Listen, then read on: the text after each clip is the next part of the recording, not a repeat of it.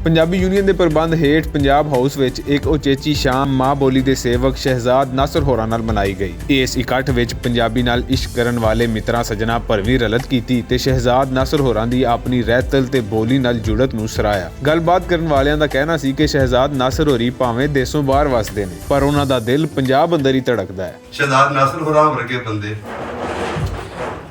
पूरी जगत विच जिथे होर पंजाब उधर दे पंजाब दे लोग भी और जिथे इकोनॉमी भी होर तरह है, सिस्टम भी बड़ा डिवेलप्ड है, जिथे वो एक्सपीरियंस करते हैं उन्होंने दी कुल सुरत भी मॉडर्न होंदी है, नवी होंदी है उत्थे दी एक, क्योंकि वैलफेयर एक डिवेलप स्टेट है।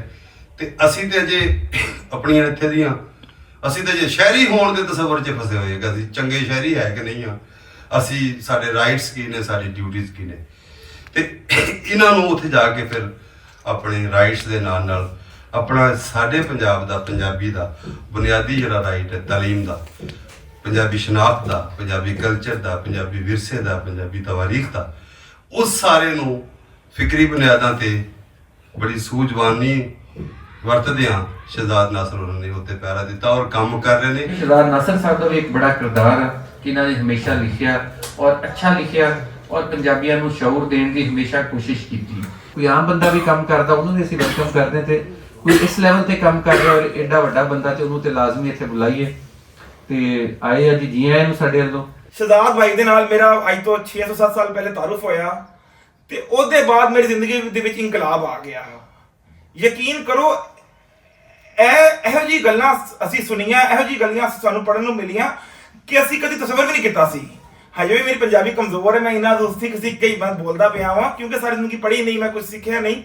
ਲੇਕਿਨ ਸ਼ਹਜ਼ਾਦ ਭਾਈ ਨੂੰ ਅੱਲਾਹ ਤਾਲਾ ਹਯਾਤੀ ਦੇਵੇ, ਇਹਨਾਂ ਦੀ ਵਜ੍ਹਾ ਤੋਂ ਹਜ਼ਾਰਾਂ ਇਜ਼ਹਾਨ ਤਬਦੀਲ ਹੋਏ ਨੇ। ਸੋਸ਼ਲ ਮੀਡੀਆ ਦੇ ਭਾਵੇਂ ਜਿੰਨੇ ਮਰਜ਼ੀ ਤੁਸੀਂ ਨੁਕਸਾਨ ਲਾ ਲਓ, ਪਰ ਇੱਕ ਫਾਇਦਾ ਇਹ ਹੋਇਆ ਕਿ ਬਾਹਰ ਵਸਦੇ ਬੜੇ ਸੋਹਣੇ ਸੋਹਣੇ ਚਿਹਰੇ ਨਾ ਹੁਣ ਸਾਡੇ ਨਾਲ ਜੁੜਦੇ ਜਾ ਰਹੇ ਨੇ ਔਰ ਪੰਜਾਬੀ ਦੇ ਨਾਲ ਜੁੜਦੇ ਜਾ ਰਹੇ ਨੇ।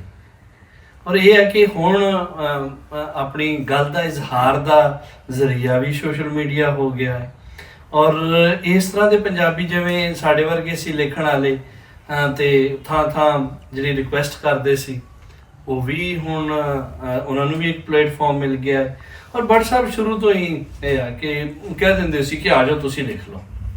ਮੈਂ ਉਸ ਵੇਲੇ ਬਿਲਕੁਲ ਨਿਰੋਲ ਜਿਹੜਾ ਇਹ ਗੱਲ ਕਰਨ ਡਿਆ ਨਿਰੋਲ ਧਾਰਮਿਕ ਖਿਆਲਾਤਾਂ ਦਾ, ਮੈਂ ਬੜੇ ਸਖਤ ਧਾਰਮਿਕ ਦੇ ਉੱਤੇ ਉਸ ਵੇਲੇ ਲਿਖਦਾ ਹੁੰਦਾ ਸੀ ਤੇ ਉਹ ਮੈਂ ਜਦੋਂ ਲਿਖਿਆ ਤੇ ਉਹਨਾਂ ਨੇ ਉਸੇ ਤਰ੍ਹਾਂ ਹੀ ਛਾਪ ਦਿੱਤਾ। ਸ਼ਹਜ਼ਾਦ ਨਾਸਰ ਸਾਹਿਬ ਨੂੰ ਲਾਹੌਰ ਵਿੱਚ ਵੈਲਕਮ ਕਰਦਾ ਔਰ ਇਹ ਕਹਿਣਾ ਕਿ ਤੁਸੀਂ ਆਏ ਹੋ, ਅਸੀਂ ਜੰਗ ਦੇ ਫੜੇ ਨੂੰ ਸਿੱਖਾਂਗੇ।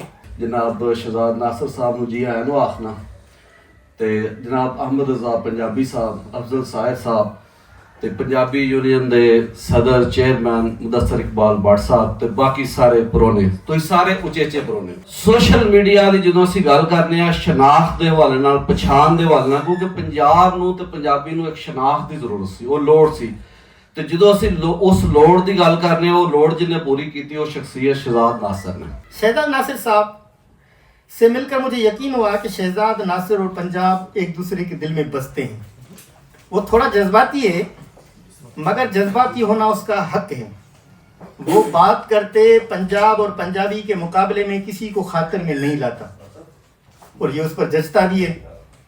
हाँ, अगर कोई बात दलील से की जाए और उसके दिल को लग जाए तो वो ना सिर्फ मानने में देर नहीं करते मगर सामने वाले का शुक्रिया भी अदा करते हैं कि आपने तो मुझे एक नई राय, एक नई बात सिखा दी है। इकट्ठ विच माँ बोली दिहाड़ दी कामयाबी दी गल भी होई ते सजना देश भर विच होण वालीआं रैलियां नूं पंजाबियां दी कामयाबी मिथया। मैं समझदा वां कि असी एक ऐसे घर दी बुनियाद रख दित्ती है जिस घर तो पंजाबी दियां लहरां पुट्टणगियां और पंजाबी दे मामलात हल होणगे।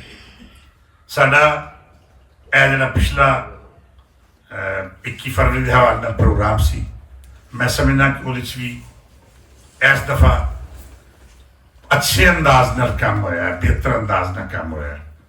और मेरा तो ख्याल है कि दोस्तों का दावा दुरुस्त है कि पूरी तारीख जिन्ने भी प्रोग्राम ऑर्गेनाइज किए गए ने या 21 फरवरी के हवाले नाल प्रोग्राम हुए ने उन्होंने तो अच्छा प्रोग्राम सी।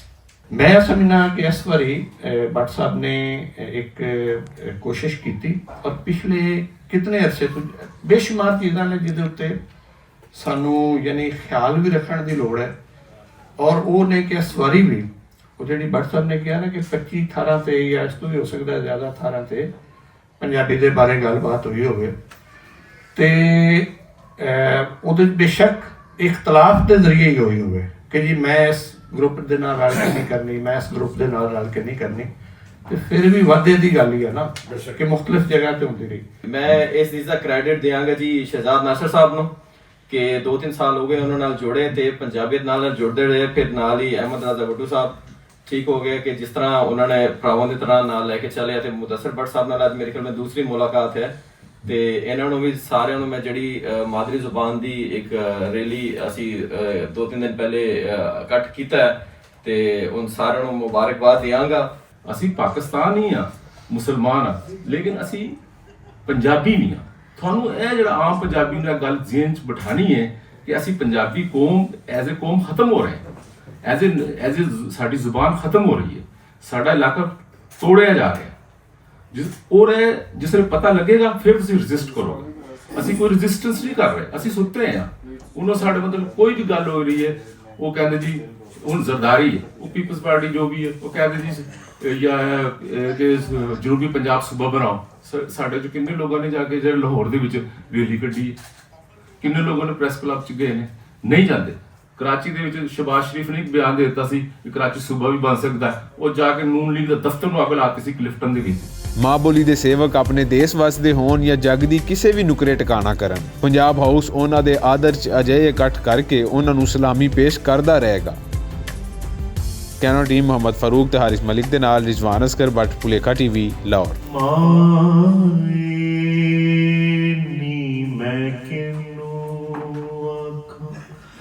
ਦਰਦ ਵਿਛੋੜੇ ਦਾ ਹਾਲ ਨੀ